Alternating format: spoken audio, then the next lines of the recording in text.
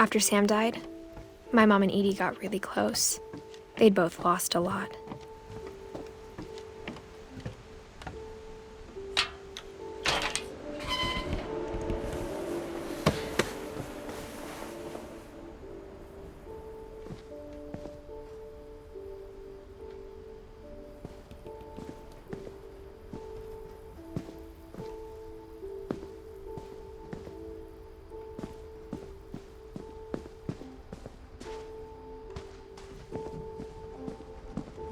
I can't imagine my mom ever writing poetry, and yet...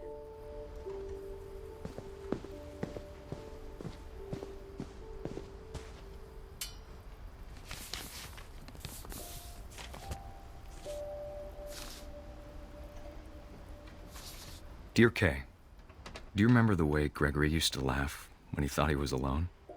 Like something funny was happening, but only he could see it.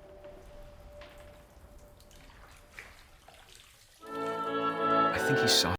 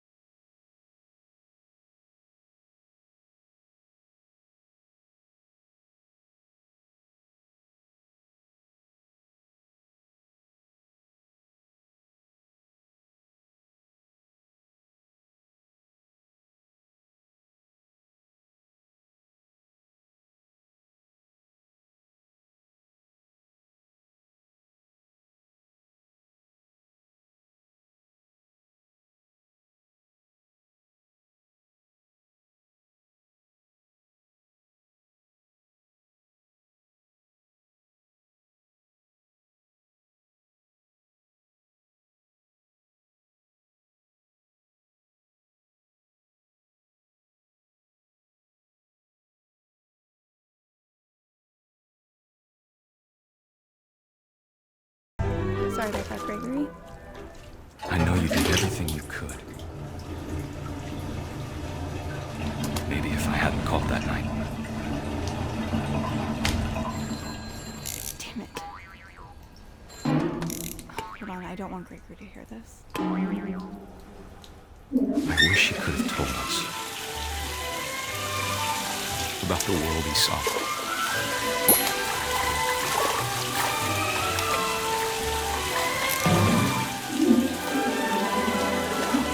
There's so much I don't understand about Gregory, about everything.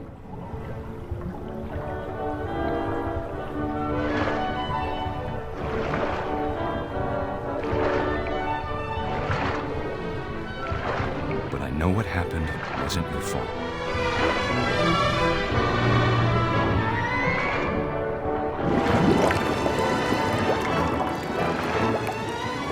I'm sure he's happy.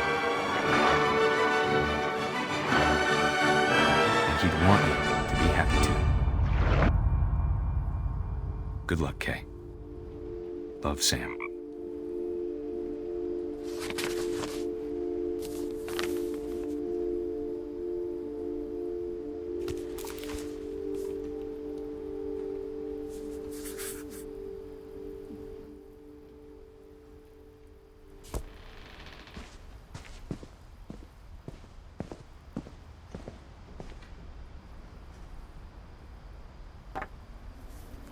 A poem for Gus, who always said the wedding was a bad idea. Our father never hit us kids, at least not very hard, before the day my brother said with teenage disregard that he'd be dead before he'd see a wedding in our yard.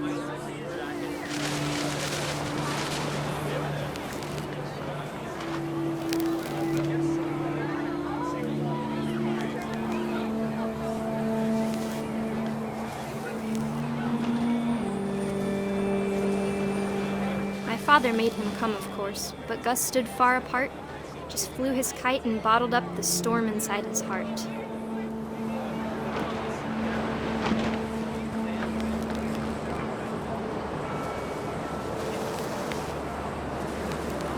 I tried to talk him out of it, but though he'd never met her, we don't need a stepmom, were the words that I now pronounce you husband and wife. You may kiss the bride.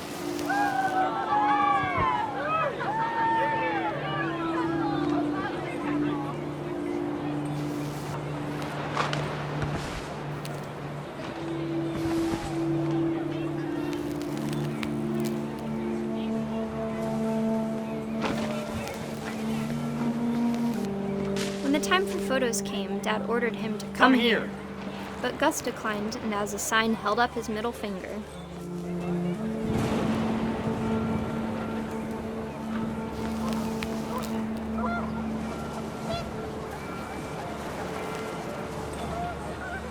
The wind picked up, and panicked geese appeared and quickly went. But all the humans did that day was go inside the tent.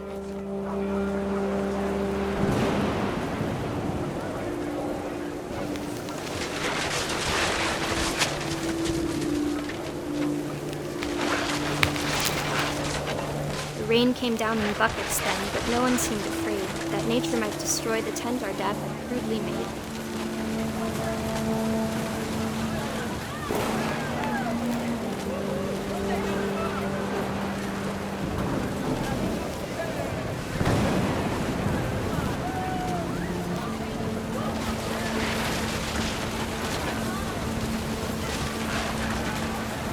The thunder sounded much too close and full of angry power.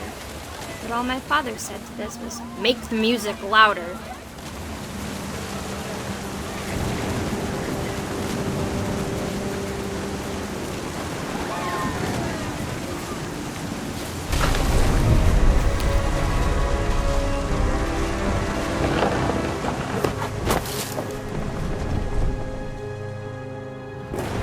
I wish that I could truly say I thought about you on that day. Out there on the beach alone, just you, the wind, the sea, and foam. But I didn't, until we found you.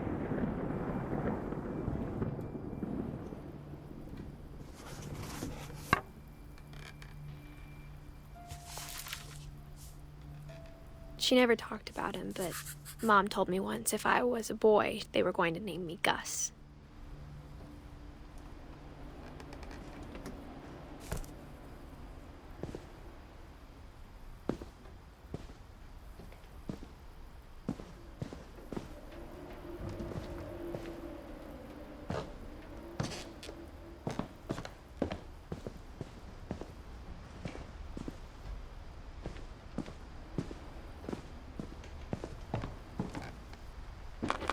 My mom moved up to the loft after her brothers died. At the time, it was as far away as she could get.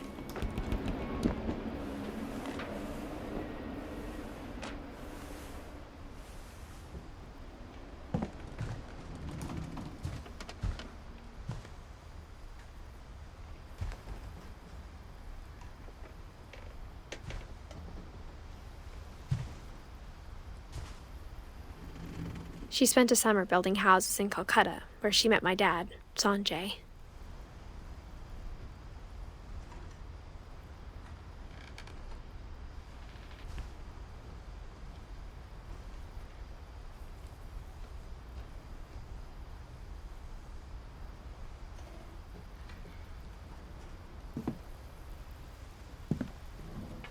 My mom moved to India a week after graduation and got a job teaching English. Louis was born a year later.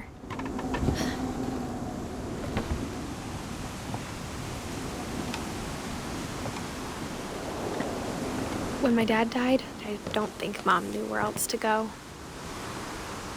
I'm sure Edie was happy to have her back.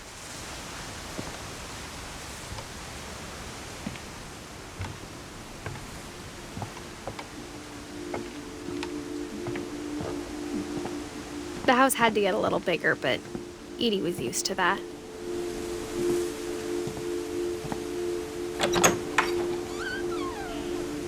And for a while, things were good. Almost normal.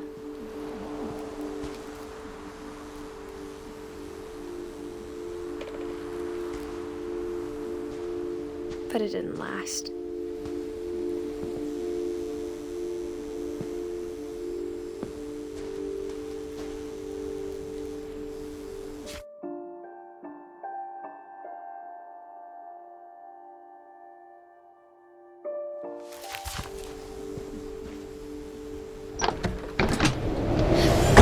The beginning of the end was Milton's 10th birthday, when Edie gave him a castle.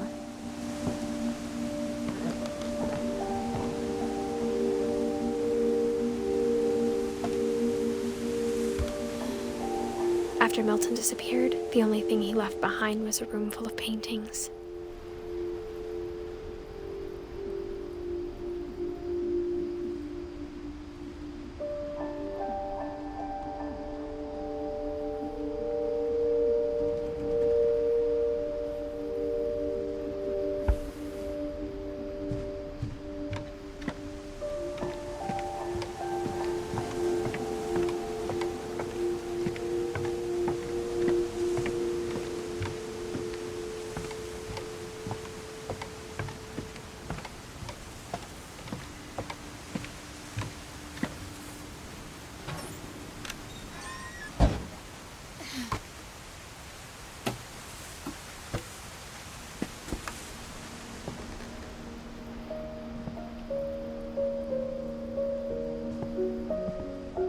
I think Edie was happy to finally have another painter in the family.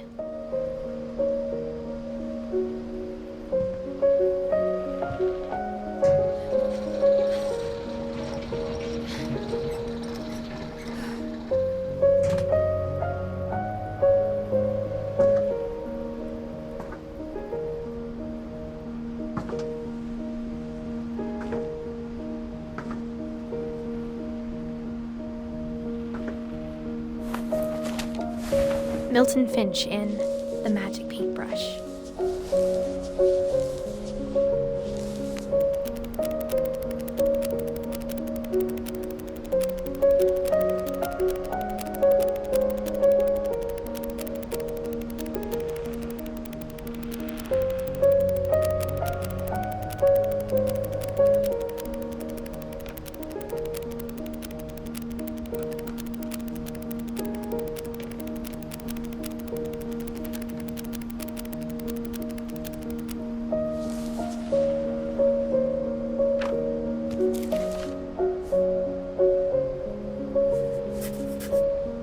I was 4 when Milton disappeared.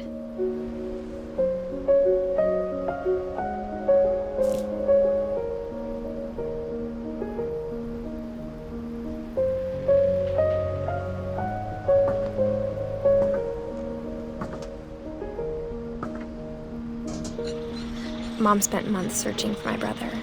Then she sealed the doors.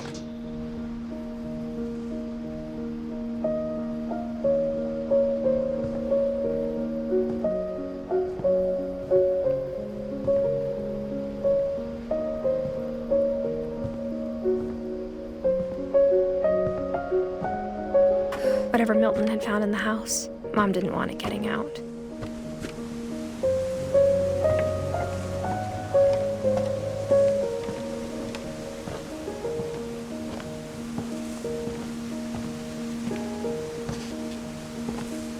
Mom definitely blamed Edie, but I think Lewis blamed himself.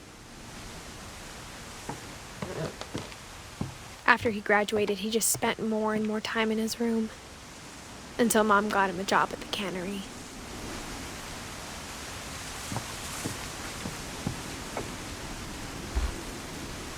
Everyone always told me to stay out of Lewis's room, except Lewis.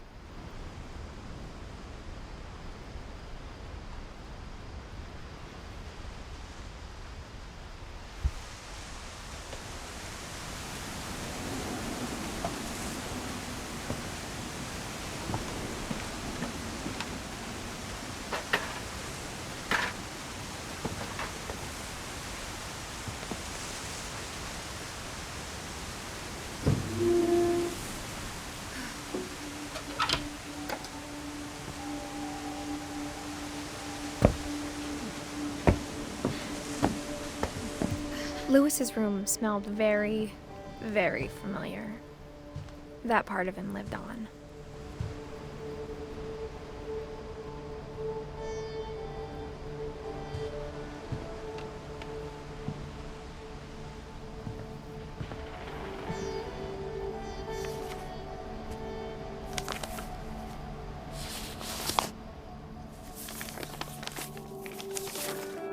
Dear Mrs. Finch, as Lewis's psychiatrist, I can understand your desire for an explanation.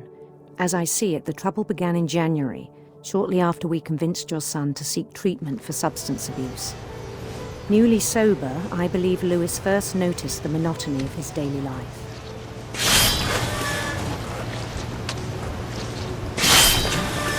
He kept working at the cannery, but he withdrew part of himself. In our sessions, I saw the same behavior. His mind began to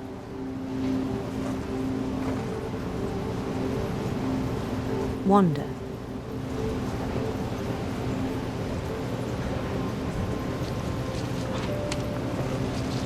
I asked him to describe it.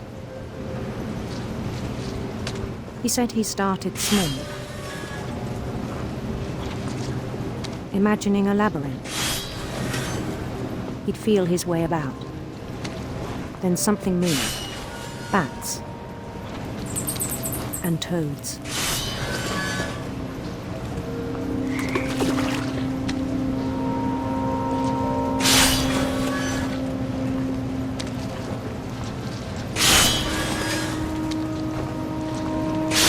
And things that have not names.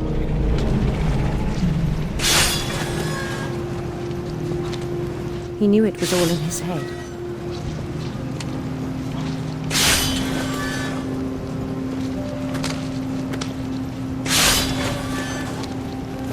But he took it very seriously.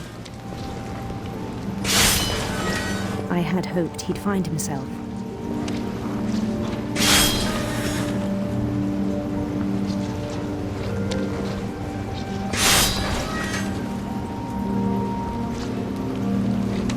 But he found something more. I worried about him then. Daydreaming at the cannery. I spoke with his boss. But he said Lewis had become a model employee. Methodical, tireless, focused. Like a whole new Lewis. So I let him go on.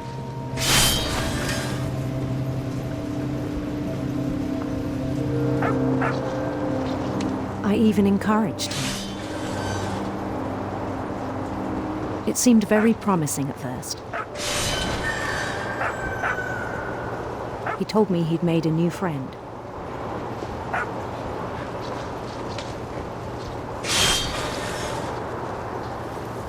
On the edge of a city he named Lewis Topia. He built the city up slowly, brick by brick. Then he made musicians.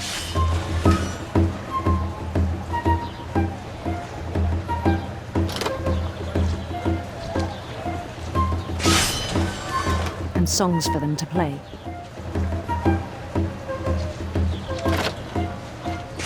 He talked about starting a band. And he was always humming something. Every day his imagination grew stronger.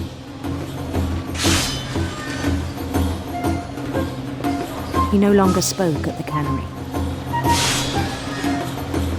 But his chopping was as reliable as ever. Then one day it struck him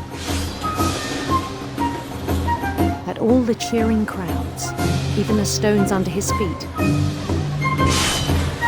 were all in his imagination, so he could do whatever he wished.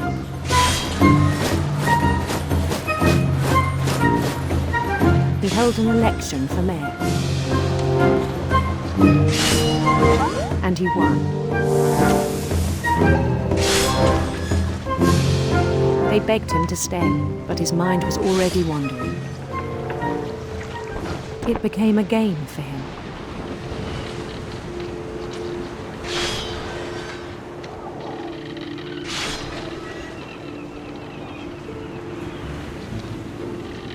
He'd conquer a city, then immediately push on.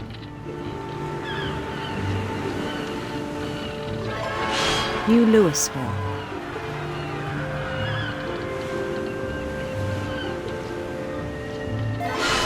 St. Louis.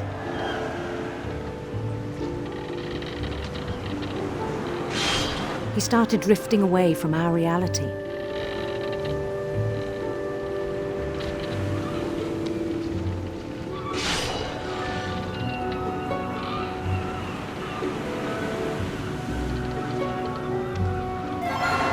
Minneapolis, until one day he forgot to go home from the cannery.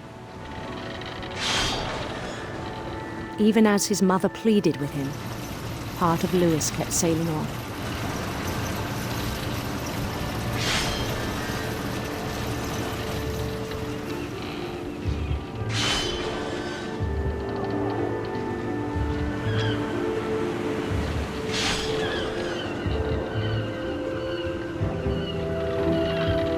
In Louisburg, he heard rumors of a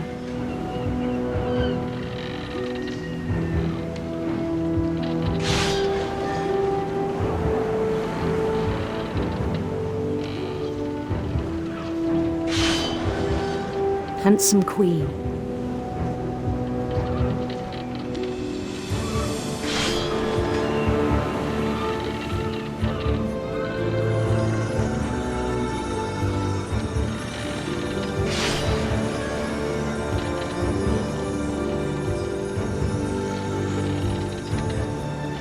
The queen was on her own quest for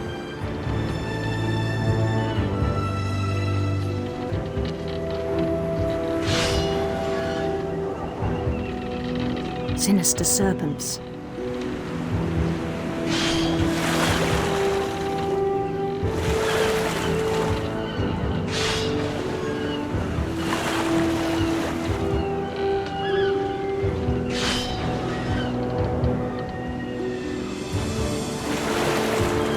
He followed the sound of her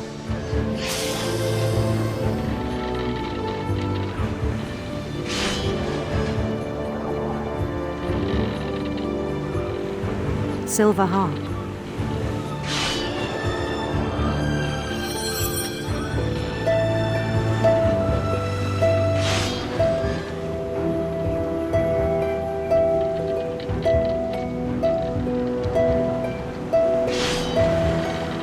His chase led him to a golden palace east of the sun and west of the moon. Even then, his logic remained sound.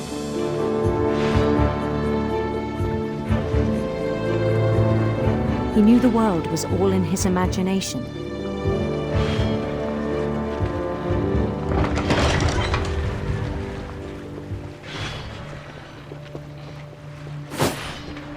But he was so proud of having created it.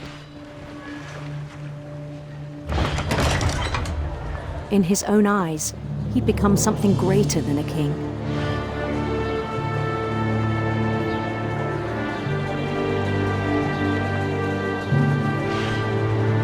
someone who'd never known success in the real world, I think it was overwhelming. And then it struck him that the real Lewis was not the one chopping salmon, but the one climbing the steps of a golden palace.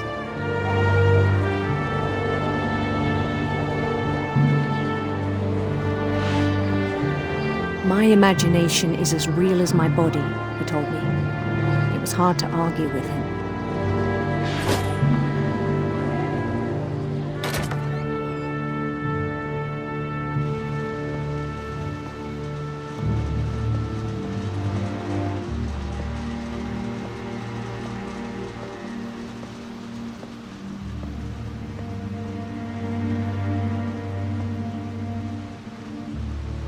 Began to forget the world we know.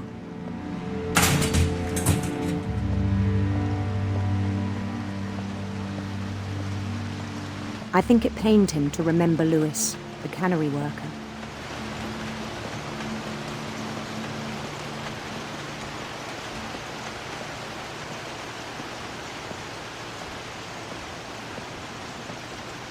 He began to despise the man with a royal contempt.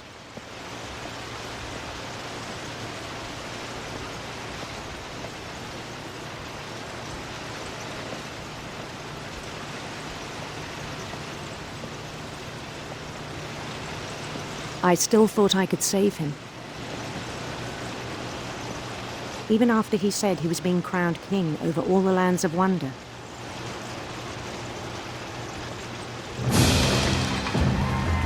The palace would be packed with his companions.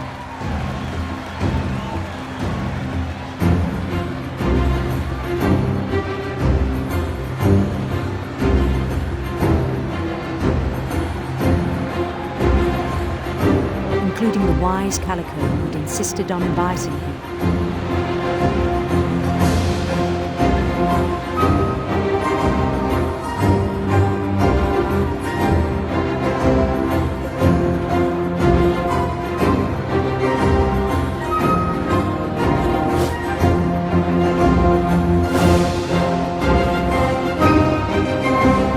His queen waited, holding his crown.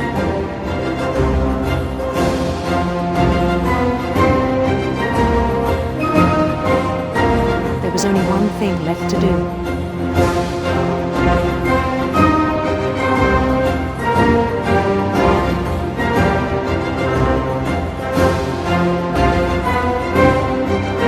Bend down his head.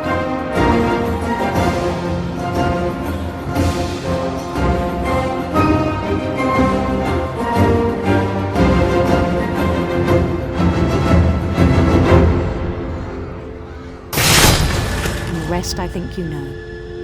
Mrs. Finch, your son was a kind man who will be missed by all of us who knew him.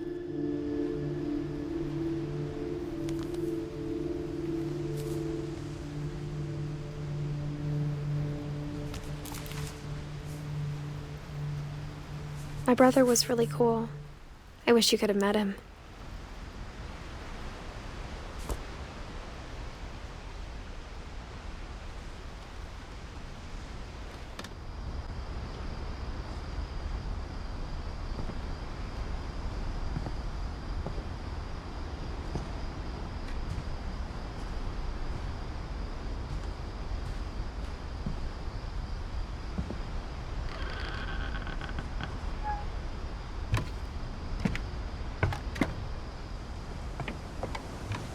On the way back from Lewis's funeral, my mom told me to start packing.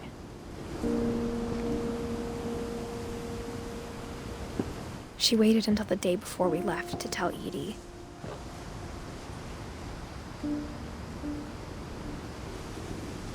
I'm not sure if she wanted to make it easier or harder.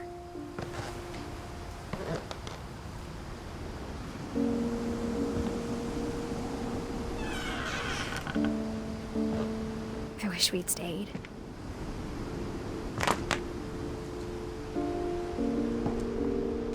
But I understand why we left.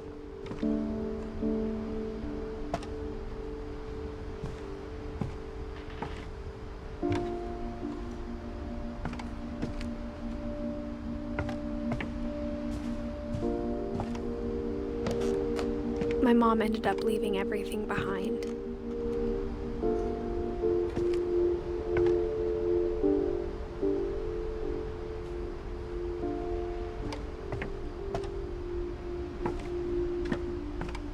What happened that night had been coming for a long time.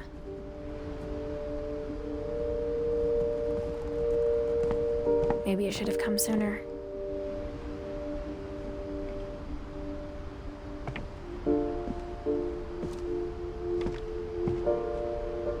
But it had to end one way or another. All that's left now is to tell you about that last night.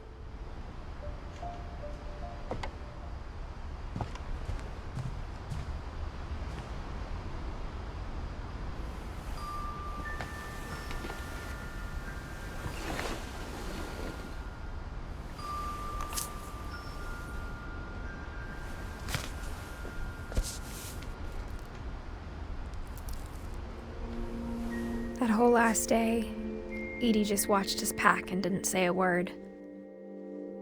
Until supper, when she raised her glass and said, "To our final night together, and all our final nights apart." Grandma, you know what I said about alcohol. Some of your medications are very Edith, specific. I left a present for you in the hallway. Why don't you go open it? The grown-ups have to argue now. I'm sorry, you're right. We're all leaving tomorrow. Let's just enjoy our last... I'm not leaving. Edith, you're excused.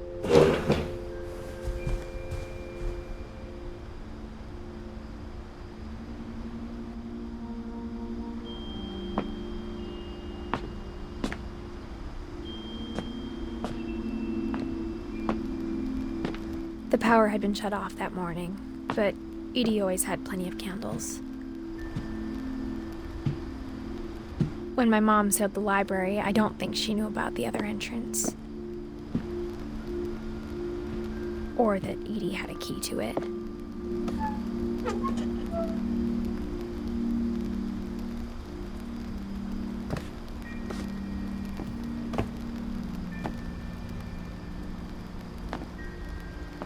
That thing you're afraid of isn't going to end when you leave the house.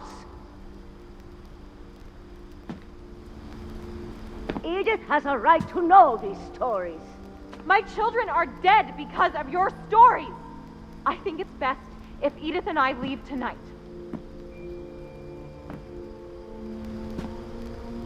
We'll have the nursing home send a van for you in the morning, okay?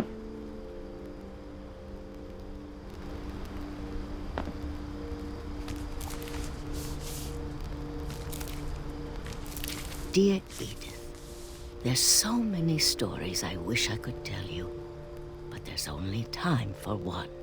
This is about what happened on the night you were born. That night, the tide went way, way out.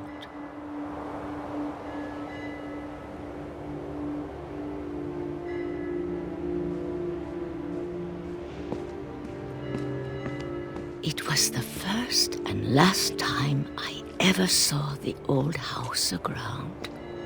There'd been an earthquake out in the middle of the ocean. They called it the lowest tide in 1,000 years. God, it smelled awful. You know, I've seen that house every day of my life.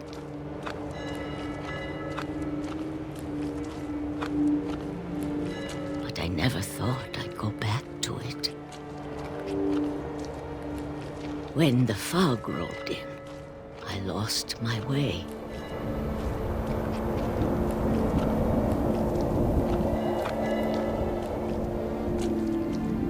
I got turned around.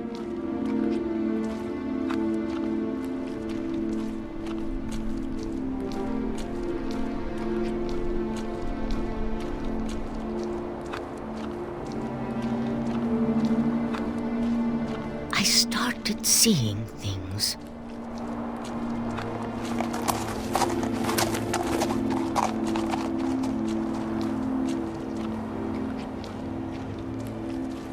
Things I'd forgotten had ever existed.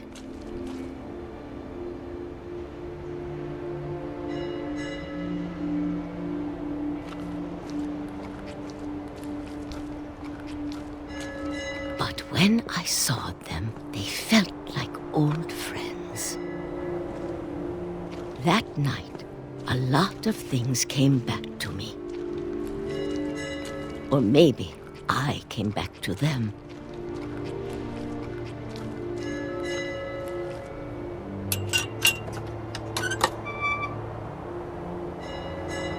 Things I can't explain, but that I need you to try and... Edith, what are you doing in here? It's mine. Edith! Mom, you're gonna rip it! Let go!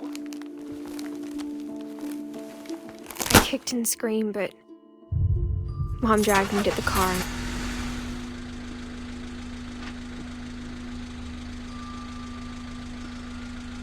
I never saw Great-Grandma Edie again. The next morning, the band came to pick her up, but she was already gone. After that, we moved around a lot.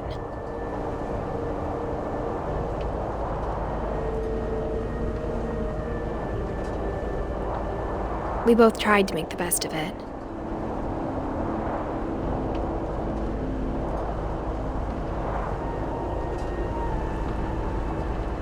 A few years went by.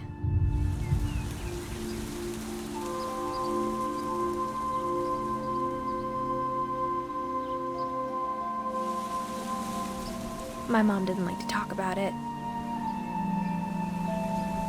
but she started getting sick a lot.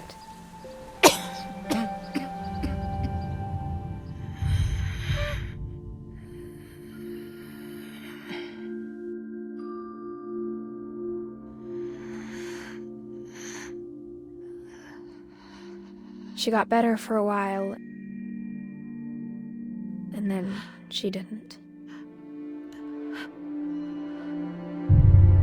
And then I was alone.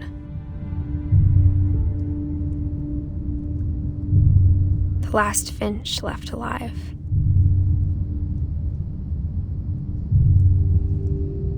Until I found out about you. I'm still not sure what to tell you about all this. If we lived forever, maybe we'd have time to understand things. But as it is, I think the best we can do is try to open our eyes and appreciate how strange and brief all of this is.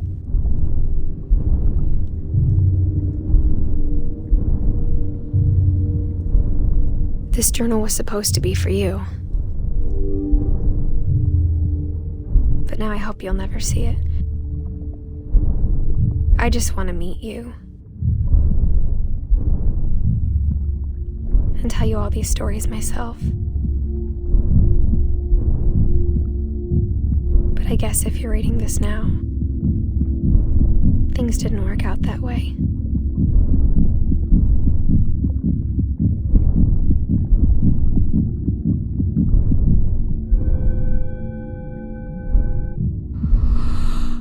This is where your story begins. I'm sorry I won't be there to see it. It's a lot to ask, but I don't want you to be sad that I'm gone. I want you to be amazed that any of us ever had a chance to be here at all. Good luck.